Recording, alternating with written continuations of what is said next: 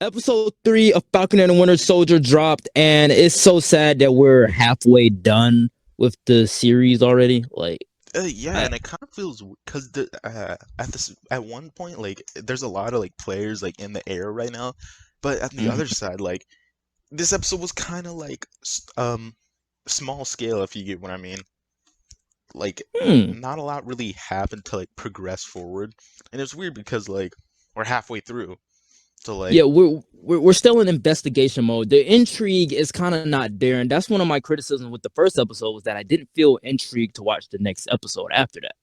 But I was just happy to see the show. Like, that's for just me, me. I feel intrigued, but this just feels like another like run of the mill episode. Like you know how we're always talking about the like Flash episodes, like Love is a Battlefield stuff like that. Yeah. Like that's kind of what this one felt like. There wasn't a lot of the Flag Smashers or John Walker. It was really focusing on like the dynamic between Bucky, Zemo, and Sam. And I actually do really love that. Like Zemo in this is like actually so enjoyable to watch. He's like it's like that rich best friend thing, and I really like what they're doing with Zemo. hmm I think one of the best things about Zemo is that he's given the Loki treatment. Like, you know how Loki is like Yeah, sometimes he's a villain, sometimes a hero, sometimes he's the anti-hero. I'm glad that they're giving Zemo this and that he just didn't come out of jail like, oh, I'm a villain now. Whoop de woo. because Let me put on my purple mask. Zemo in Civil War, he was never really like evil, evil. Like you got to think like his entire country got destroyed, so he's just trying to like By tear the the Avengers apart. Avengers. Yeah, He's just trying to by like the get Avengers. I mean, revenge. and it makes it even better because even in Civil War, I mean, we all know Baron Zemo. That's his name, Baron Zemo. But they never Baron referenced him Helmut as Zemo. yeah, Baron is his but title. yeah, but they never really referenced him as a baron Yeah, inside of this show. They said that yeah, I'm a baron, I'm rich, but yeah, then my country got destroyed by you guys, so yeah. Like I well, can see, see why he did the things that he did in Civil War. yeah, I like rich Zemo. There's just Callie walking to the jet, like you said, my family was royalty before your friends destroyed my country. Mm-hmm. I also like And then like he's having a he seems conversation with cool. Sam about like how Marvin Gaye represents the African American experience. It's I liked a lot of the jokes inside of this yeah, I episode. I really think like the everything about this dynamic episode was between great. them. And Zemo makes some good points, like, do we want to live in a world with people like the Red Skull? And think about it. Think about it.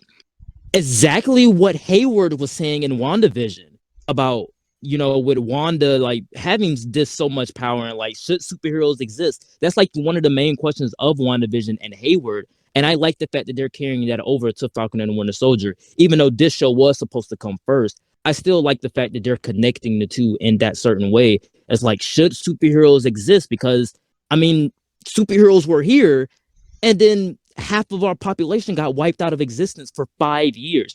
Yeah, Should they exist? And I it's think that's great. and with Zemo, it like with him like kind of being like jokey and more lighthearted now. And some other movies they would have done where like he doesn't feel like Zemo from Civil War, but I didn't feel that. Like this does feel like a natural progression of Zemo from Civil War. Like the first time we see him in this, he's literally trying the code words like we predicted last episode. Mm-hmm. And it was really cool to see how like Bucky's just like kind of how he was with Isaiah Bradley, how Isaiah Bradley told him you can't just wake up one day and decide who you want to be, and he's trying to say Mm-hmm. again like I'm not a killer anymore. I'm Like, yeah, a fan of Zemo. and the thing, and like even when Zemo had like even when it was like a whole play thing, and Zemo told Bucky to like kind of beat up the guys inside of the bar. The way that Bucky was beating those guys up felt like he wanted to do it. It Yeah, didn't feel like he like Zemo was saying that okay, you got to play this part. No, it felt like Bucky wanted to release that bent up and you anger could or see something like that. Zemo like I kind don't of know. egging him on, like throwing more dudes on him. Yeah, like And I don't know Zemo's clear position here as of yet, but I truly think that he's trying to help yeah, as it's of right it's now. the rare situation where their goals align. Like Zemo hates superpowered people. Sam and Bucky are trying to stop the Flag Smashers. So I mean, it makes sense. Zemo's got resources. He's got money. He's got criminal connections. So I like Hmm. how they're working with Zemo.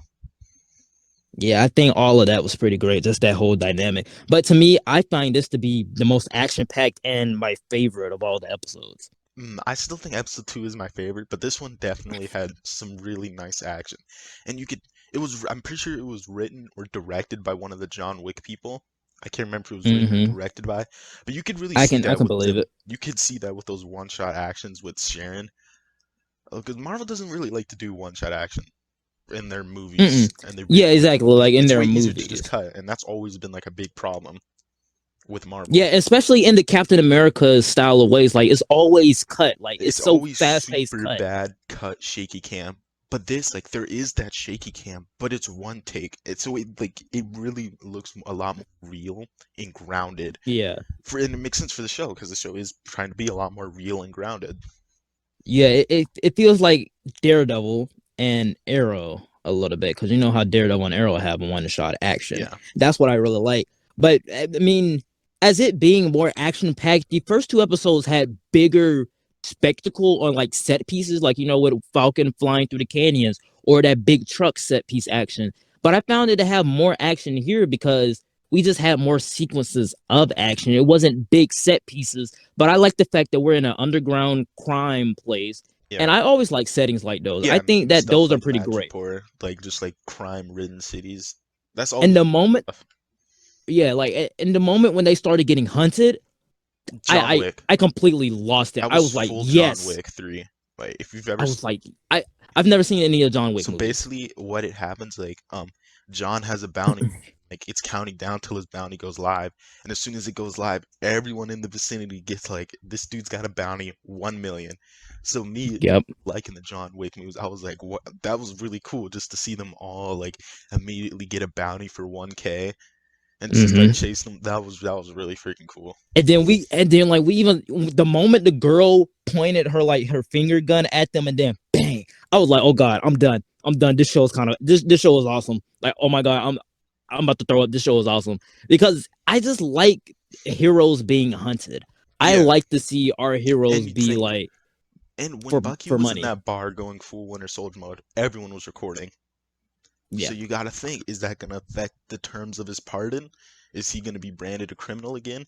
I think them seeing this recorded is going to give Walker and like his agency the jurisdiction to go after Sam and Bucky. Mm-hmm. So I think Bucky Maybe. Soldier is going to have some serious consequences. But man, I just thought that whole Madripoor scene, that whole just the overall Yeah. aesthetic of it, and then we get Sharon Carter to come up into the cut, and then like you know she takes them to like her museum house. I was like, yo, this kind of cool. This is actually nice. Like Yeah. this is a nice this is a nice setting to have an action scene like this, and Yeah. I thought all of that was pretty great. All right. But one thing that I was kind of upset with, not really upset, but just kind of disappointed, was what they did with the Flag Smashers this episode. Like Hmm. the Flag Smashers up until this episode, they've been kind of set up as like people like, are they on the right side? Like, are they on the bad side? But then they just have them completely just like blow up a building with like full of people. You're just like, okay, they're the bad guys. Like, Yeah, I don't feel like they need that moment telling us that these are bad people. Don't believe them. they did not. Yeah, they did not need the moment where she blew up the place because we know that they're bad people, but they're doing the right thing. With her blowing up the place, that just showed me like, why should I be sympathetic towards you? Especially in the Do, same episode where she just saw like her like motherly figure just like passing away. that's what I was about to say. Throughout the entire episode, we're given a little bit more backstory on the Flash Smashers, and we're given more sympathetic elements to them. But then when she blew up the place, I'm like, okay, should I feel Yeah, sympathetic towards you it's guys? hard to feel sympathetic towards like people that just blew up a building full of security guards just trying to do their job. And especially with her like saying before she blew up the place, hey, you have all of these supplies, you know, if you can't see that we're doing a good thing here, like what I like that line, but when she blew up the place, I'm like, why should I like you now? Yeah, Like why should I now if believe they're you now? trying to make them sympathetic, it's gonna be a lot harder because like usually people on the good side don't tend to just blow up buildings full of innocents. At least not just like Well, deliberately on purpose like that. yeah. Like I was about to say, the Avengers they drop buildings on people, so you know, keep that in mind. It's hard. And dang, I was actually so upset by that. I was like, come on, Flag Smashers. Like, I was actually kind of rooting for you guys because, they kind of had like their cause. It kind of didn't make sense, but it seemed like they were doing it for the right reasons. Mm-hmm. And now, like, Yeah. well, you just went and did that, so you guys are automatically the bad guys now. Can't really have sympathy for you and understand your cause when you just did that. So I kind of feel like they did drop the ball a little bit on that. Kind of like how in the last episode they said we need to go see Zemo. Like Yeah. I don't think they needed to tell us like that the Flag Smashers are evil and they shouldn't be like sympathized with. Just like how they didn't need to tell us that they were going to go see Zemo. They Hmm. were going to show a scene of Zemo right directly after. So, Yeah. but one thing that I really did notice was that did you see Jeremy John's review? No, wait. No, I haven't seen it. Okay, so basically in his review, he said that the whole prison break thing of Zemo could have been its own episode. And not gonna lie, I would have loved to see an episode of If it was Zemo breaking If the out. show was more than 6 episodes, I would have loved to see it. But I Yeah, do really like how they kind of did it with the joke where he's like, okay, hypothetically, what if all this happened? And he's like, why are you telling me this? And then just Zemo walks in through the back. I thought that was pretty funny. yeah, it was kind of fun. Like, not kind of. Yeah, it was pretty funny. Not really funny, but yeah, it was pretty funny. I Yeah. think I think my favorite joke was when his sister called and he had to play big dog. Like he Yeah. had to play like he was the guy. I cried. Not gonna lie, I kind of cried because it was hilarious how like he was trying to play this tough Yeah, guy, he's trying to talk but then about his like we sister was laundered like, so "All much right, money. Sam, yeah, I have that banker dead." Like, and then she was like, "All right, Sam," and then just like the lady just gets killed. Like that whole sequence was funny to me. Yeah, that was pretty funny. The comedy in the show hits when it needs to. There's a perfect blend of just action, comedy, and just character moments. Hmm. And character. I mean, yeah, it's in that certain MCU style. Like, obviously, when you have like a show with Anthony Mackie and Sebastian Stan in it, you're gonna have some great chemistry a little Yeah. bit. So I like that. And also like Like, more but keep it about going. Zima at the end, near the end where he's talking about like Sokovia was cannibalized by its neighbors. None of you even bothered to fit the memorial. And you're like, yeah, that's kind of true. The Avengers just came in, tossed everything around, and just did. They didn't care what they Yeah, left behind. And I see people dipped saying that dipped with one of their citizens too. I, Dipped with s- one of their citizens, I see and people now one of their saying that citizens has a it's virtual teasing world. Latveria because like Sokovia is like a Middle Eastern country. They're saying, oh, what if like Latveria came in and took over the place? I don't know. Hmm. I mean, if they wanted to do that, I wouldn't really have a When problem with it. But it seems like kind of too early for Doctor Doom. when they were saying when they were saying Laveria, I thought, I swear to God, I thought they said Latveria. Yeah, So I thought Latvia. like they just dropped. Yeah, I thought they dropped the bomb right there. I was like, they wouldn't show But if they did want Latveria to tease in it, that's in exactly a what show. just tease. Like they would just pop the name up and then just not think anything of it, because that's usually how they do it. They'll just throw the name Yeah, up there and then I move on. but again, I don't think they would like introduce something, especially like even dropping a little tease or like a name or Yeah, it something like seems a that little bit inside of too a early show. for Fantastic Four stuff. They haven't even started casting yet for that. But what? Okay, one joke that I also did like was when Bucky got in the car next to Zemo, and Oh then Falcon was in the back seat. He was like, "You're not gonna move your seat up, are you?" And he was like, "No." yeah, And great they callback drove to off. Civil War.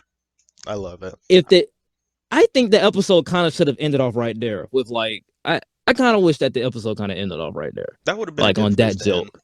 Yeah, and like with the car just zooming off, and then like you already know Zemo and Bucky and Falcon, they're going off to some other place. But I like the fact that these are longer episodes than Yeah, WandaVision. 53 minutes this episode was.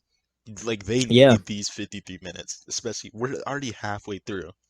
Like these yeah, episodes need, and the episodes they feel long too. Like a they lot of the do. time with WandaVision, like you feel like it ended right before like good stuff was about to happen, and that when an episode is short like that, it kind of makes you feel upset because you're like, dang, I just waited an entire week for 30 minutes. Mm-hmm. But now Like these 30, episodes are pretty much 35 all minutes. an hour long. So like you get a lot of stuff to digest in these episodes.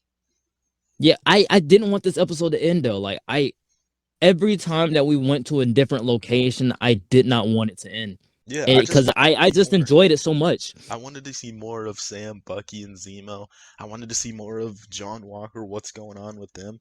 I just want more of this show. I was like each episode it always ends with something for you to just think about for the entire week. They're I'm doing a trying to good think job how with did. this show. Oh yeah, they ended off the episode with Ao coming in there. I kind Not of gonna got a lie, feeling it should have been Chadwick.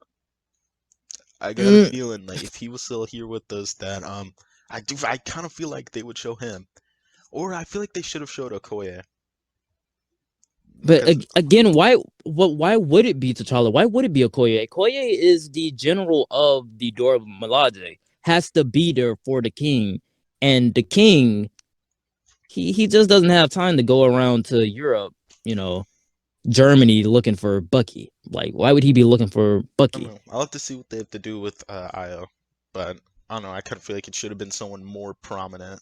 Ayo, is Io, Ayo, it can be pronounced either way. Ayo, Ayo. Io, But Ayo, tomato, tomato.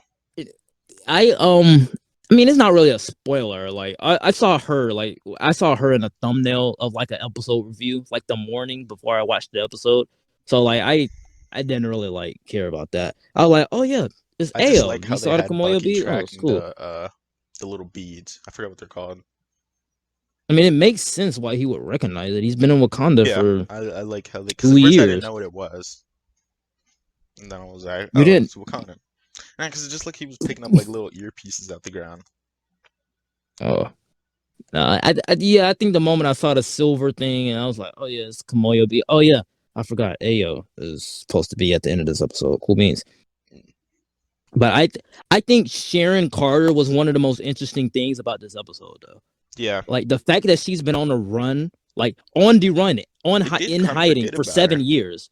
Yeah, she's been gone for 7 years. Like think about it. That's Mhm. because what it's 2021 now. It's been No, five dude, you got to think. I think years. she was like 2023. Yeah, exactly. That's why I said 7 years. So to us, it's kind of been like 5 years or 6 years since we've seen her. But Mhm. to to her, she's been on the run for seven Almost a years. decade, pretty That's much. wild.